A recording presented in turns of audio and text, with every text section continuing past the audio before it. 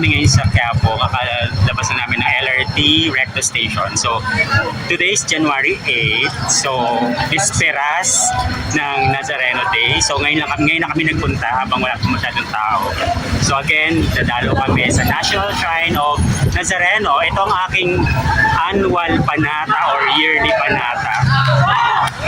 So, ngayon ulit ako nadalaw after the pandemic. So, ngayon medyo maluwag pa, wala pa masyadong tao, guys. Kaya sinamantala namin magsimba as early as now. So, walking kami towards the church now.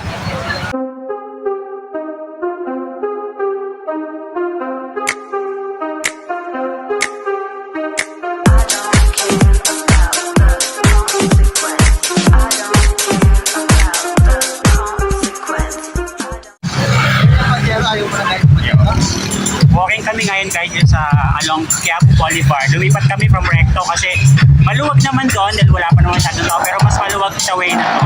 Tsaka bumili kami ng face mask kasi nakakaroon kami ng face mask. Kasi syempre kailangan pa rin safe. Yun. So walking kami and we're almost reaching Quiapo Church. So guys, malapit dito na kami almost sa Quiapo Church. Ang start ng mass is 3 p.m. Yun ang kanilang first feast mass. Pero meron silang total of 33 masses until tomorrow. Ito na kami. So guys, yun nga may mga naka-station na ng mga police para sa order, kakaayusan tomorrow. So, yun. Ngayon kasi, besperas pala. So, kaya medyo maluwag pa.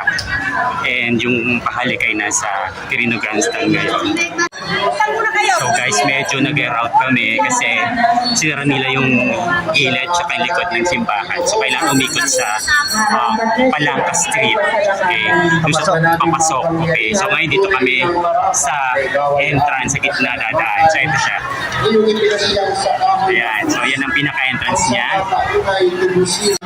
So, kailangan i-scan yung mga gamit bago pasukan for security. So, guys, nakapasok na kami after magkaroon ng inspection. So, gusto ko yung ginawa nila ngayon dahil talagang mahigpit yung security. So, dahil sa dami, in-expect kasing madaming pupunta rito. Kaya, nahigpit sila sa security. So, yan, nagsimula na yung mass for the 4 p.m.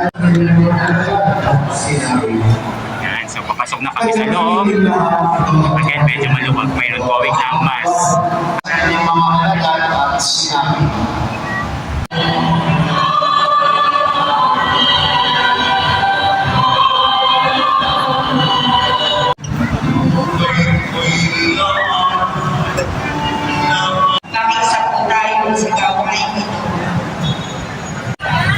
Kakatapos lang ng mass, guys. Ito na kami kakalabasan namin. Dito kami ngayon sa Pamisa Bus kasi Thanksgiving mass kami. Ayan. Medyo marami-rami na rin tao, guys. Pero nag-start ang mass at 3 o'clock. And then every hour na siya. And ang sabi is total of 33 fiesta masses until tomorrow. Habang naglalakad kami pabalik ng LRT station ay nadaanan namin ang tent ng Philippine National Red Cross at meron ring ambulance service na nakaantabay para sa mga deboto na maaring mangailangan ng first aid or dalhin sa ospital. Inadaanan din kami na communion station para dun sa mga gustong mangumunyo na hindi makakapasok sa loob. Meron ding replika ng mahal na poong Nazareno para dun sa mga gustong magpunas ng kanilang mga panyo.